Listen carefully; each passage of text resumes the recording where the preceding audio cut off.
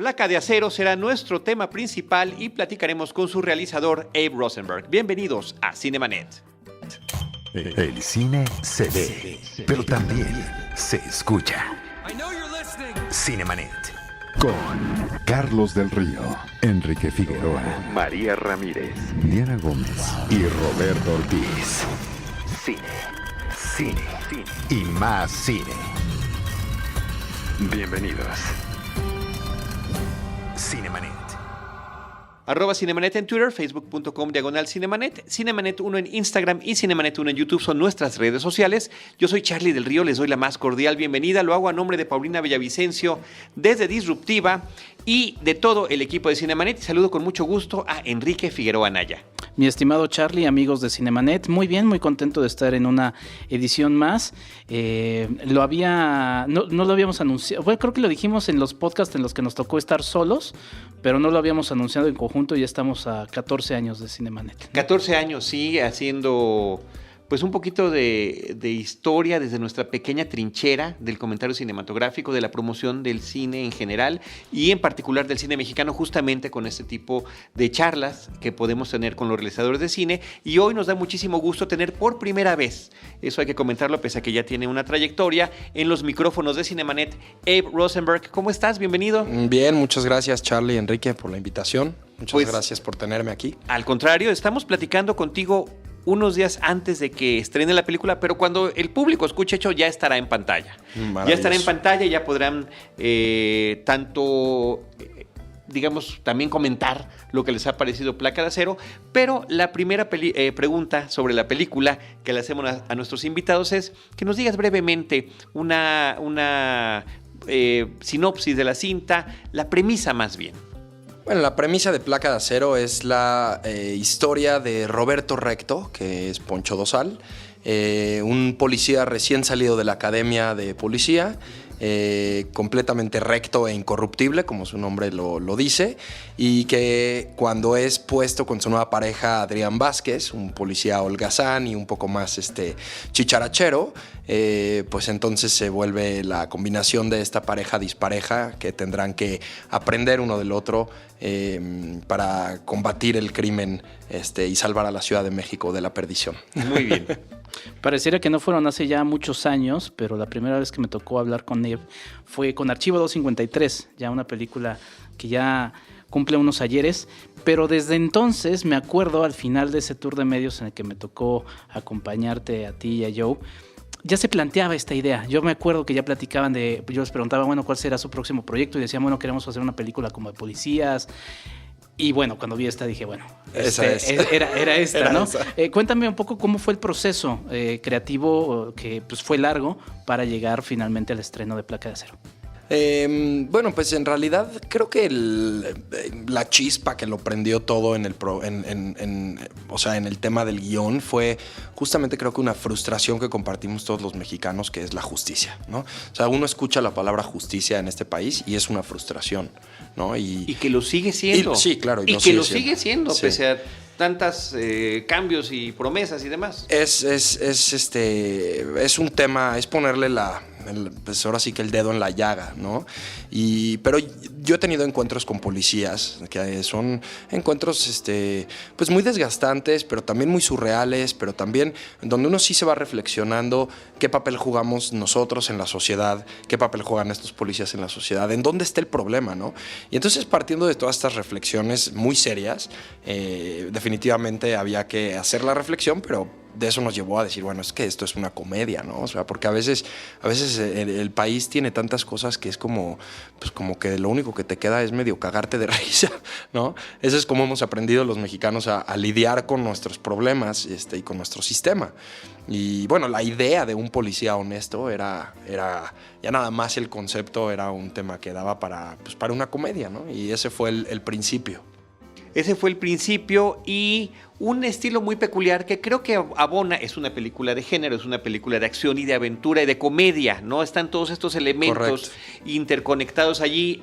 Misterio también, poquito. Misterio, sí, y también el tema a nivel comercial, o sea, es una cinta que nos puede referir a muchas otras. Correcto. Yo te quisiera preguntar, porque hay un prólogo muy interesante, me parece muy divertido, y que uno no puede dejar de pensar en películas, estaba yo notando como Reto al Destino, como Cara de Guerra, incluso Loca Academia de Policía, ¿no? Pero un poquito más vinculada con este tema del entrenamiento al que se ven sometidos ciertas fuerzas del orden. Claro. Sí, la verdad yo creo que uno primero, uno antes de ser cineasta se vuelve muy cinéfilo, ¿no? Y entonces como cinéfilo uno va cachando y va un poco mamando referencias y después uno cuando escribe, pues de alguna manera sí está escribiendo un material original, pero también estás reescribiendo de alguna manera todo lo que has mamado. Entonces, claramente hay ahí ciertas referencias interesantes, ¿no? Y que son referencias, pero con una distinta perspectiva de país, de situación, de economía, digamos que nos podemos apropiar de eso también. Totalmente, es una apropiación, definitivamente es una apropiación, que me parecen muy buenas, que me parece que debería de haber todavía más, ¿no? A mí a veces me da risa el diálogo de la originalidad del cine nacional o no, ¿no? Cuando uno se pone a ver el cine mundial, o sea, no es como la originalidad, o sea, ¿qué cosa es la originalidad, no? Ya todo se ha hecho, después de 100 años, más de 100 años de cine, es como hablar de originalidad en literatura, es algo muy complejo y entonces creo que se basa mucho más en el estilo. Y entonces hay tantos géneros y tantas películas que no se han explorado con nuestro propio contexto mexicano que me parece que cuando las pones aquí se vuelven originales, que es un poco el caso de Archivo 53, lo hablábamos, ¿no? No había habido una sola película de found footage en México, ¿no? Y nosotros decíamos, ¿cómo puede ser? 20 años o 15 años de género explotado en todo el mundo y aquí no hay una sola. Sobreexplotado. Nosotros llegamos tarde, pero curiosamente temprano en el país. Es ridículo, es extraño, ¿no? Es contradictorio. Y a mí lo que me parece interesante, y eso celebro de ti, de todo el equipo, es el atreverse. Cada quien verá el resultado, si le gusta, si no le gusta y demás, pero es decir, nos vamos a atrever a incursionar en géneros específicos, comerciales. Francia lo ha hecho con mucho más experiencia, ¿no? Independientemente de que tengan todo su cine de arte y demás, hay toda una corriente comercial que le meten su propia idiosincrasia, su propio estilo y nos han ofrecido cosas interesantísimas. Claro. Entonces a mí sí me sorprende y me da mucho gusto descubrir algo así porque la inquietud es genuina, la vivimos todos los días. Los tiempos también, lo decía yo hace rato, están cambiando mucho. Nuestras fuerzas del orden en el país quizá ya hasta son distintas o se están confeccionando de una manera distinta como está planteada en la película, pero eso no deja de ser que haya sido un referente durante mucho tiempo. Y pensaba yo en películas que tengan que ver con fuerzas policíacas en México y todas han sido muy serias. Sí. Recientes, además. Fuera de que nos vayamos a la época del cine mexicano y ahí está, ¿no? Los dicharacheros de Pedro Infante y Luis Aguilar, pero Va la mordida sería una de ellas, que no sé si la viste como referente, o Días de Gracia también. Claro. Inclusive con Días de Gracia, con el tema de no solo la ingenuidad, sino el interés genuino, de honestidad y lo que puede pasar con ella, ¿no? Sí, creo que, o sea, para nosotros justo de hecho cuando estábamos construyendo el guión, siempre era muy claro retratarlo con un lente que no fuera tan serio. Porque siempre que hablamos de corrupción en México, siempre que hablamos de lo que nos duele, o sea, como que a veces hay mucha este tono muy solemne de... víctimas, puede ser, somos unas víctimas de este sistema gris y opresor, y justo Placa ser uno de los mensajes que manda es, oye, si eres una víctima o eres partícipe, ¿no? Y creo que sí, para nosotros también era muy importante manejarlo con un tono en el que la gente se pudiera entretener, no tuviera que ir a sufrir al cine, sino que fuera a gozar de alguna manera una película y de refilón, pues tener una reflexión importante, porque a veces cuando le pones a la gente algo muy sórdido enfrente, automáticamente como que, no mucha, o sea, más bien no todos, pero mucha gente sí se bloquea a la reflexión, dicen esto yo no lo quiero ver, ¿no? Y esto creo que justo era lo que nosotros no queremos que la mayor cantidad de gente posible la vea, para que la mayor cantidad de gente posible pueda reflexionar acerca del tema, y eso es lo que nos da un poco el tono que creo que Va la Mordida y Días de Gracia. Y Días de Gracia tal vez no tuvieron la oportunidad de que mucha gente la viera, porque la gente está harta de los problemas del país, entonces a veces no quieren ir a verlos en el cine. Sí, en el caso de Va la Mordida me parece que fue muy dramático, inclusive nos tocó hablar con el director una semana después de estrenar la película, y pues sí, estaba en un mood muy, muy difícil. El público termina castigando, sí, creo. Un duro castigo, ¿no? Sí, pero bueno, finalmente como bien comentas, Charlie, si no, y también como dice Abe, si no practicamos este cine, si no se presentan estas propuestas, digo, finalmente pensamos en Estados Unidos y su gran cine de acción, ¿no? En su cine también de estas parejas disparejas, policíacas, con una gran tradición, pero bueno, han tenido un recorrido. Yo pensaba, por ejemplo, también en Pura Sangre, claro, de Noé Santillán López, una película que igual tampoco tuvo tanta suerte en taquilla, pero que tenía secuencias de acción muy interesantes, una película de balazos, de acción, muy a la gringa como claro, las conocemos, pero que finalmente, como son productos que apenas van entrando al público mexicano, terminan siendo un poco complejos. Pero bueno, me gustaría llegar al asunto de justo cómo a través de la comedia, y además una comedia pues muy blanca, ¿no? Una comedia muy inocente, por así decirlo, ¿no? Desde el nombre de uno de los personajes principales. ¿Cómo es que vas armando estos dos personajes policiales que además terminan siendo encontrados, ¿no? Son las dos caras de esas figuras, aunque una es la que tradicionalmente tenemos más en la cabeza, pero sí, yo me acuerdo una vez que fui amable con un policía y hasta el policía se sacó de onda, ¿no? O sea, como de... Y como que sentí un poco eso de gracias por ser amable y no, vete, la verdad, gracias por haber sido amable conmigo. Son estas cosas que tenemos y que tú encuentras en estos dos personajes que enfrentas, ¿no? Sí, como dices, o sea, creo que uno representa, en mi opinión, Roberto Recto representa todo lo que de pronto no somos como país, ¿no? Y Adrián Vázquez representa todo lo que sí somos, ¿no? Y en el encontronazo creo que lo que pretendemos hacer es tratar de enseñarnos, digo, no enseñarle a la gente, enseñarnos a nosotros mismos, o sea, que quizá sí pueda haber una reconciliación de ambas, ¿no? Puede existir un balance entre ser un poquito más rectos y no tenemos que perder nuestra identidad tampoco. O sea, no, creo que el tema es justamente que como mexicanos no hemos terminado de decidir evolucionar porque sentimos que vamos a perder la identidad. Es que si no voy yo primero, no soy el más chingón. Si dejo pasar, no soy el más chingón. Y si no soy el más chingón, no soy mexicano. Y no sé si esa mexicanidad nos sigue conviniendo como sistema. Claramente estamos colapsados, ¿no? Y cómo no querer aborazarte con todos los temas que presentes, porque por ejemplo en el personaje contraparte de Recto está esta situación hasta casi como del infierno, ¿no? Del personaje de Joaquín Cosío, en la que hay una escena dura en la que tenemos una empatía por ese personaje que por algo es así. Tienes muchos temas que quieres vaciar. ¿Cómo vas manejando eso a nivel guión también? Sí, o sea, creo que justamente es tan grande los temas, ¿no? Hay tanta... un poco la torta es tan grande que nos las queríamos acabar toda, pero es complicada, ¿eh? Se quedó muchas cosas fuera de la edición final justamente por eso, porque no puedes abarcar tanto. Y nos quedamos un poco con lo que realmente era la esencia de lo que estábamos buscando. Pero sí abarcaron bastante, ¿eh? Sí, en realidad sí. O sea, lo que pasa es que el tema es muy complejo, ¿no? O sea, no es un tema tan blanco o negro. O sea, es un tema, y de hecho lo dice Noé Hernández, a mí cosas que aún puedo tener algunos diálogos o cosillas medio favoritas de la película, con dificultad, pero todavía puedo. Y es lo que Noé dice, ¿no? De pronto, pues, güey, tu sistema, ¿qué me ofrece? ¿No? O sea, tu sistema, ¿qué les ofrece a la gente que no les esté ofreciendo yo y mejor? Entonces, ese es el problema. Cuando el delincuente ofrece algo mejor para el pueblo, pues tienes un pinche sistema que está roto y desgastado.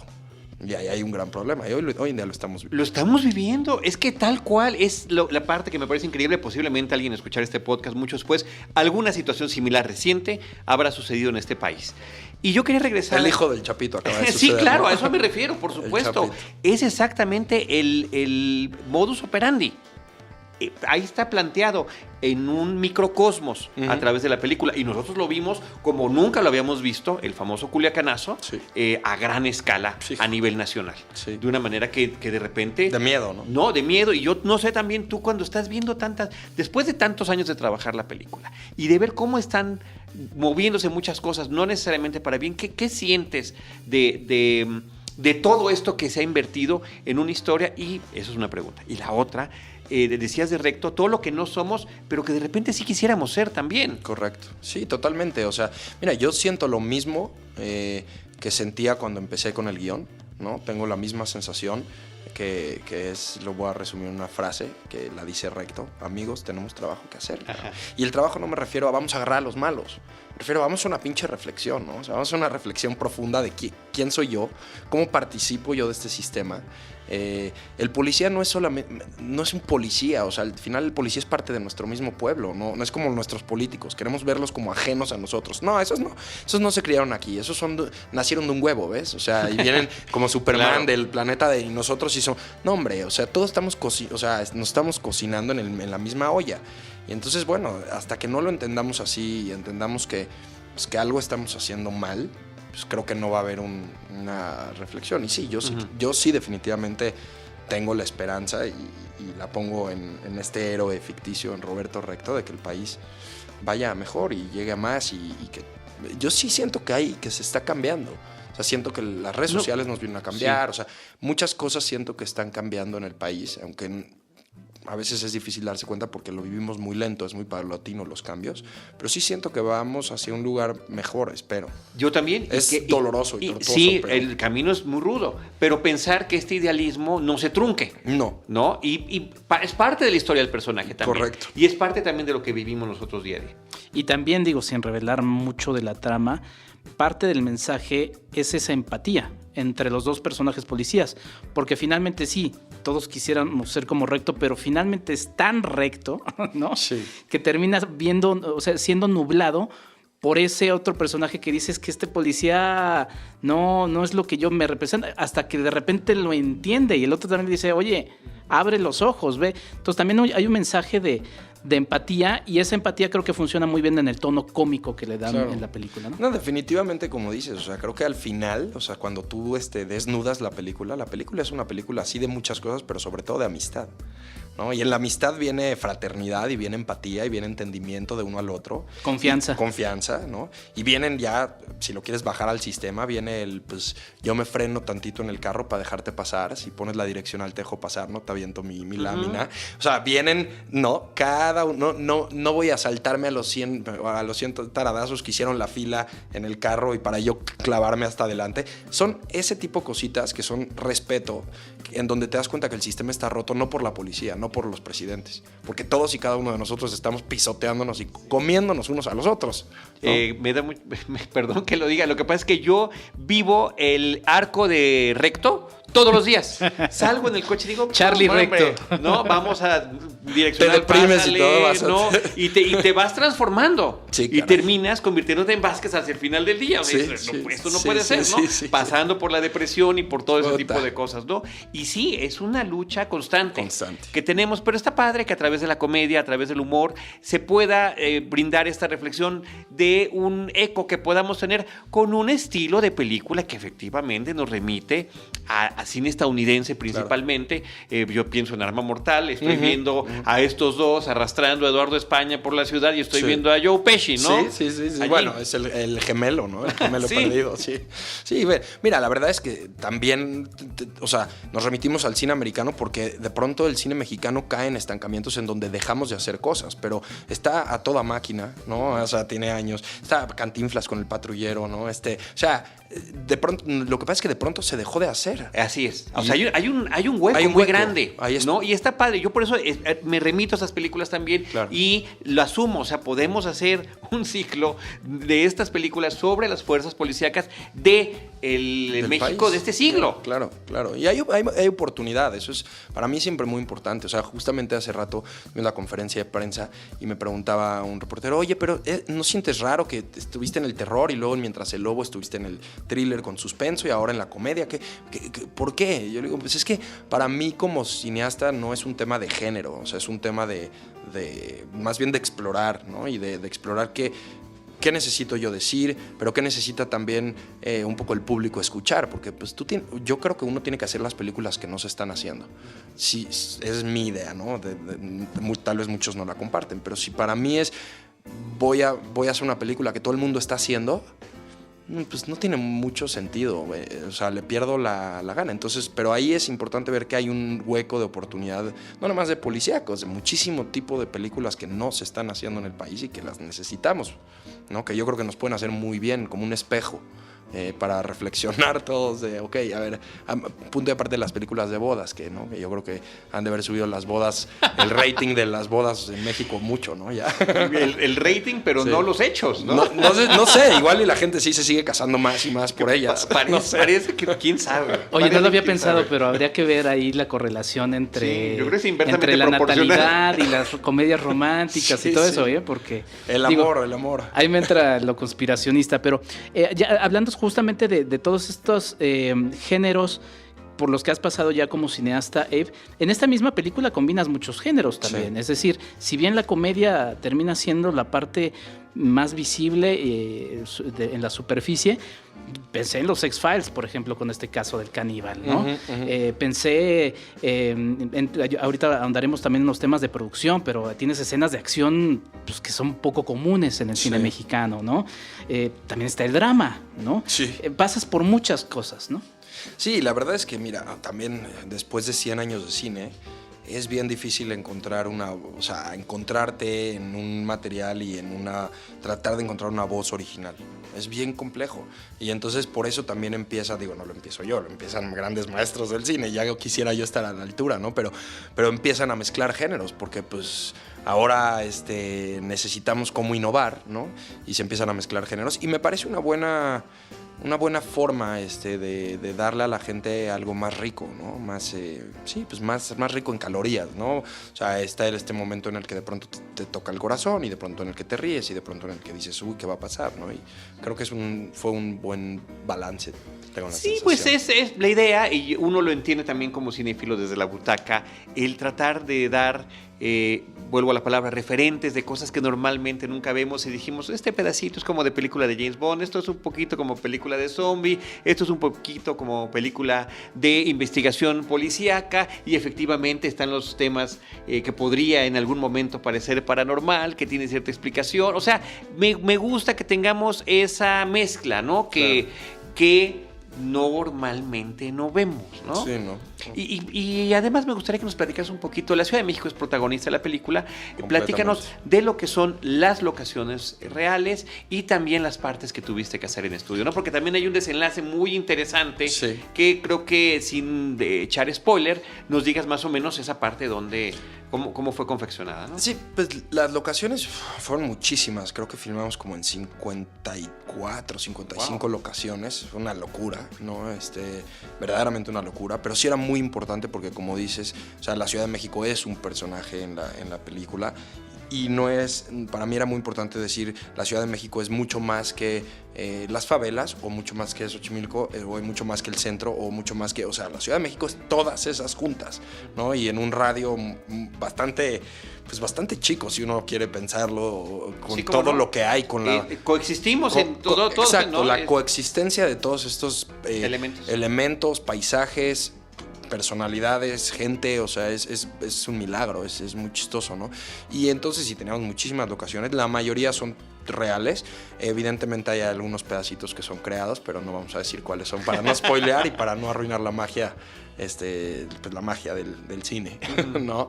Pero sí, además el diseñador de producción Roberto Bonelli, que ya había trabajado con nosotros la película anterior, hizo un trabajo verdaderamente extraordinario de construcción y de muchísimas cosas, verdaderamente un trabajo muy, muy, muy fuerte para poder lograr, o sea, llevar a cabo esta visión como estaba en el guión, que cuando se lo entregamos a la gente, de entrada decían, pues, estos están chiflados, no hay manera que esto se filme en la ciudad. Por eso las distribuidoras no le entraban al principio, les daba muchísimo miedo, todo el guión les daba miedo. Y hasta que no la acabamos de filmar y de editar, fue cuando se las llevamos y ya Videocine dije, yo entro, ¿no? Pero además, el riesgo es, a lo que iba es que también es el riesgo por parte de los players de la industria. A veces no tampoco le entran. Tampoco le entran. Nada más sobre las locaciones, dinos algunos de los sitios que visitó la filmación. No queremos los 50 y tantos. No, filmamos en Xochimilco, en los canales de Xochimilco. Filmamos en el cerro del... Hijo, no me acuerdo si fue el Cerro de la Estrella o el Cerro del Chiquihuite. No, es el Cerro de la Estrella. Es el Cerro de la Estrella. Filmamos en el centro de la Ciudad de México, en las calles del centro de la Ciudad de México. Filmamos... Déjame acordarme que otros... Puta, es que yo estaba aparte en otro planeta, ¿no? Estás en el universo de tratar de sacar adelante el desastre que escribiste en el guión, ¿no? Pero sí, esas tres y... filmamos en lugares de plantas de desagüe también de la Ciudad de México. Filmamos en rastros, en el rastro más grande de la Ciudad de México. Un poco de todo. Entonces eso que vemos es real. Sí, las piezas. Sí, todo ahí es real. Es que esa, y digo también sin querer entrar en el spoiler, es de las escenas más sorprendentes, ¿no? A nivel producción. Y también sin entrar en el spoiler, hay algo muy húmedo, que no es lo que ustedes están pensando, ¿no?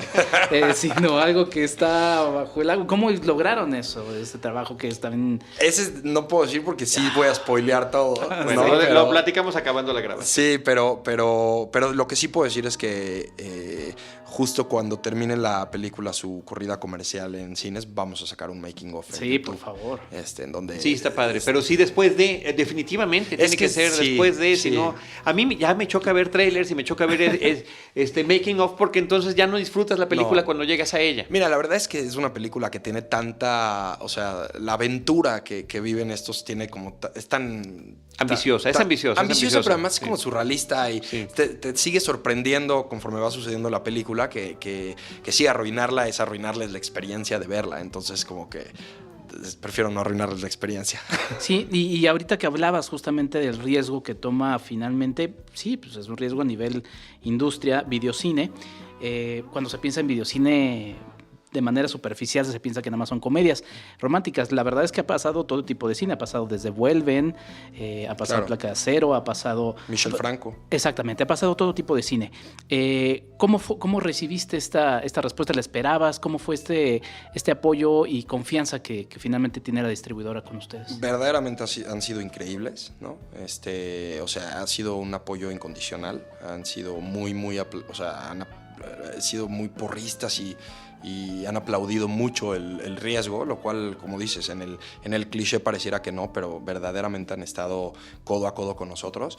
Yo, además de agradecido, yo además me di cuenta que no había tenido la oportunidad de darme cuenta de eso, pero lo he reflexionado durante este proceso, cómo Videocine se está echando a la espalda el cine nacional. Se lo está echando verdaderamente porque le están metiendo lana, porque le apuestan, están haciendo una variedad de apuestas que a veces no lo vemos porque creemos que el cliché y demás, pero no es cierto, o sea, y yo creo que se están echando el cine nacional a la espalda, como nadie, o sea, verdaderamente yo los aplaudo y qué bueno que existen, porque si no, ¿quién sabe quién le metería lana? O sea, las cosas. Y tristemente o afortunadamente, pues no sé, pero el cine es caro de hacerse. Siempre ha sido un arte caro de hacerse. Entonces, players como ellos, yo creo que son valiosísimos en esta transición, en esta transformación de la industria que está sucediendo hoy en día. Lento, pero está sucediendo. Ahí va.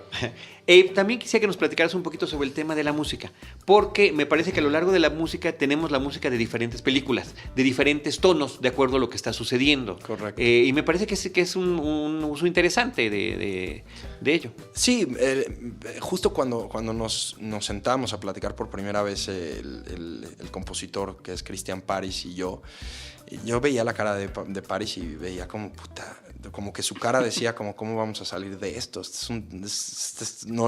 Como que yo sentía que él creía que no lo íbamos a lograr, o tal vez yo creía en ese momento eso también, posiblemente, porque sí la música tenía que tener 2 o 3 ejes. Uno era la parte de la aventura, ¿no? Otra era la parte del misterio, y otro muy importante para mí era la parte de la mexicanidad, que sonara a México, ¿no? Que sonara a México contemporáneo, que sonara a cumbia, que sonara a electrocumbia, que sonara a nosotros, ¿no? Que no fuera, que no sonara a John como Williams. Como a Mambo tantito, ¿no? Es como, que hay sí, como a Mambo, como a... o sea... Esa parte me recordó un poquito a la de La Ley de Herodes, por ejemplo. Sí. La utilización. Sí. No que sea las dos músicas no, se parezcan, definitivamente. ¿No? O sea, la intención era esa. La intención era que sonara... Que cuando tuviera que sonar a México, pero a un México contemporáneo, a un México moderno, pero sí rescatando muchas raíces de la música. Entonces, por ejemplo, en este montaje, bueno, no voy a spoilear, pero en uno de los montajes de la película hay una canción que es clarísimo que es una referencia a estas canciones boleros, ¿no? Y ¿no? Como del México romántico, ¿no? Pero traída a la modernidad, ¿no? Entonces todo eso era como muy importante. Y luego la mezcla entre eso y la aventura y la acción y el misterio sí era un poco complicado, pero tengo la sensación que acabó bien equilibrado, no lo sé. Sí, no, el tema musical sí, por eso, además, ¿no? Por eso y además había que tener esta constante repetición de un tema para que quedara en tu inconsciente, ¿no? Creo que por ahí espero que se logre. Y de todos los elementos con los que trabajaste como director, ¿qué fue lo que más disfrutaste? ¿El trabajo con los actores que ya tenías en mente para los papeles o el trabajo de las escenas de acción? ¿Qué fue? Híjole, la verdad es que... En el caso de que estás encontrando también tu voz como... El trabajo con los actores fue espectacular, o sea, porque tuve el privilegio de trabajar verdaderamente con gente bien talentosa, o sea, desde Poncho Dosal y Adrián Vázquez, Noé Hernández, está Boris Schumann, que es uno de los top directores de teatro del país, o sea, yo dirigiendo a Boris Schumann, ¿no? Yo decía, ¿qué está pasando aquí, no? Y ya estaba Sergio Carranza, que tuvo un exitazo con El Rey León, era Pumba, y o sea, había... Carlos Valencia. Que también tiene como un físico imponente para ese tipo de personajes. Y una voz, ¿no? y la voz. Algo muy interesante. Tiene un cameo Regina Blandón, ¿no? Que es una comediante verdaderamente espectacular. Lalo España, o sea, eran tantos y era muy interesante porque venían y iban y venían y no, y los únicos que nos quedábamos todos los días éramos Adrián, Poncho, Dosal y yo, ¿no? Entonces era muy interesante ese proceso. Yo con los actores, sí, siempre gozo mucho, pero esto fue muy gozoso. Y pues de todo lo demás era tan diferente cada día, pero también tan retador, o sea, era verdaderamente retador. Teníamos ya nuestra broma local entre Adrián, Poncho y yo, que era hoy qué toca, ¿no? Hoy toca qué, oye fuego, claro. Toca agua, qué toca, porque todos los días era un pinche circo, ¿no? O sea, entonces sí, para la siguiente película tal vez voy a hacer algo más tranquilo. Con base en esta experiencia. Una reflexión, una pregunta sobre si hay algún futuro, si lo has concebido, porque de repente pareciera de aquí a la serie, ¿no? O sea, podríamos ver a este tipo de personajes con aventuras semanales, ¿no? En una etapa de producción audiovisual, de narrativas audiovisuales, exacto, como se llaman ya algunas clases hoy en día, en que está conviviendo las series y el cine, ¿no? Se nutren la una a la otra, mucho más el cine hacia las series, y eso se agradece que haya esa calidad.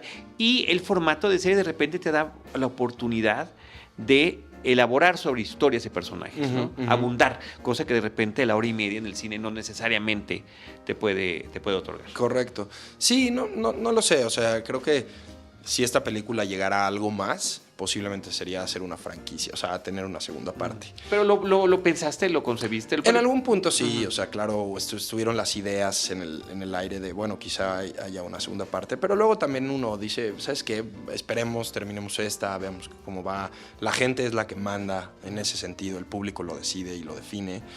Y por otro lado también está la otra parte que a mí sí me puede mucho, que es, yo soy muy inquieto, entonces quedarte mucho tiempo en el mismo contenido, en el mismo universo, a veces es un reto, ¿no? La gente piensa que no, pero los escritores de Game of Thrones, 10 años en lo mismo, no sé, o sea, entonces cuando yo empecé a escribir este guión tenía 5 o 6 años menos, ¿no? Entonces ahora ya soy otra persona, Claro.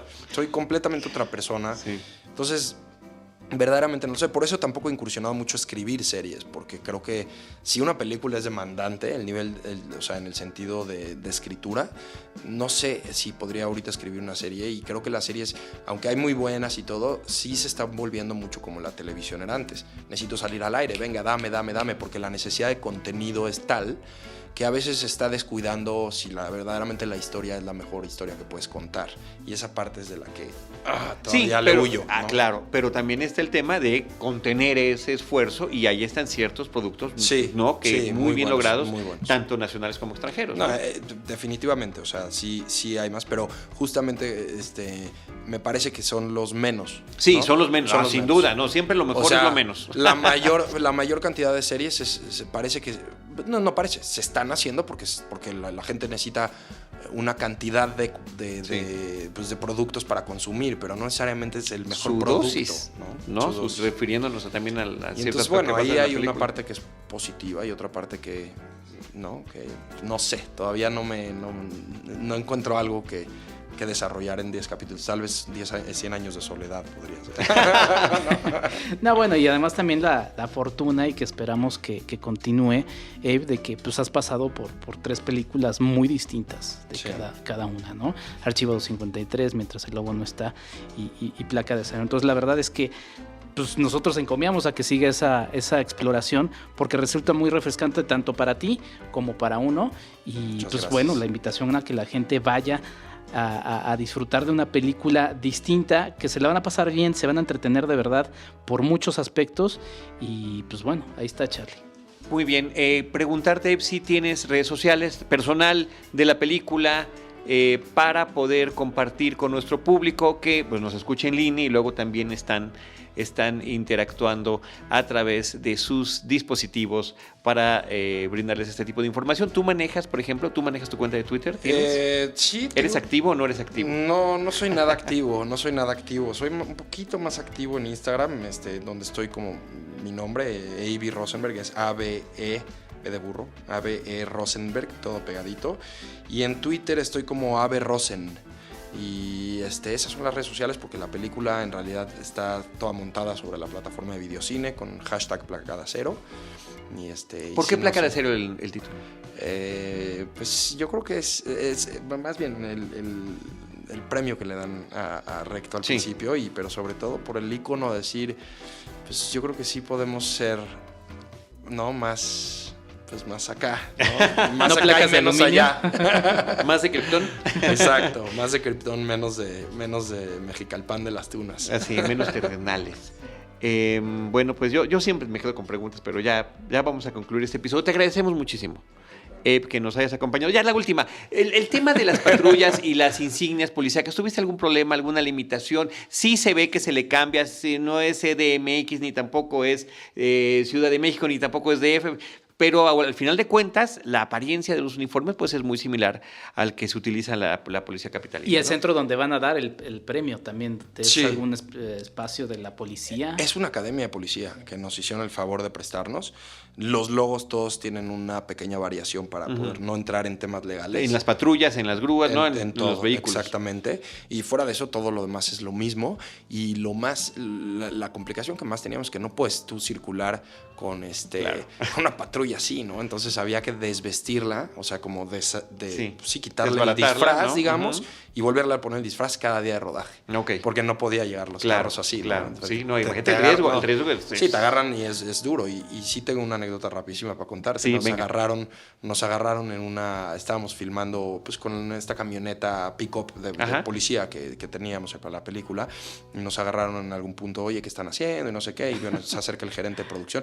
Pero traíamos pues todas las armas, como varias armas largas en la parte de atrás de la patrulla. Puta. Casual. Sí, casual, ¿no? Entonces ahí el gerente de producción platicándole que no, mira, son de mentiras, pero sí iba a ser un, iba a ser un gran problema. Claro. ¿No? Estás fingiendo que eres policía con una patrulla disfrazada y que no está con registrando armas. nuestros números, con armas largas, Sí, todo mal. sí, ¿no? sí. Pero la libramos, como siempre en el cine. Efectivamente, la magia del cine. La magia del Y los cine. colegas ahí preguntando también los refuerzos de la película. Oye, ¿qué estás haciendo aquí? Vete a trabajar, ¿no? Porque son idénticos, ¿no? Sí, Son policías decía. que han visto por ahí. Véanla y sabrán de qué hablo. Muy bien, y pues muchas gracias. Gracias a ustedes. Felicidades por por la lo que invitación. has logrado. Mucha suerte de aquí en adelante y vamos a ver cómo recibe el público Placa de Acero. Muchísimas gracias por la invitación a los dos. Eve, como siempre, un gusto. Mucho éxito con la película y que vengan más. Ojalá. Muy bien, pues nosotros desde Cinemanet les recordamos nuestras redes sociales, @Cinemanet en Twitter, facebook.com/Cinemanet, Cinemanet 1 en Instagram y Cinemanet 1 en YouTube, @Enriquef86 Ahí seguimos hablando más de cine. y @Charles del Río. Nosotros les estaremos esperando en nuestro próximo episodio con Cine, Cine y más Cine. Esto fue Cinemanet. Con Carlos del Río, Enrique Figueroa, María Ramírez, Diana Gómez y Roberto Ortiz. El cine se ve, pero también se escucha.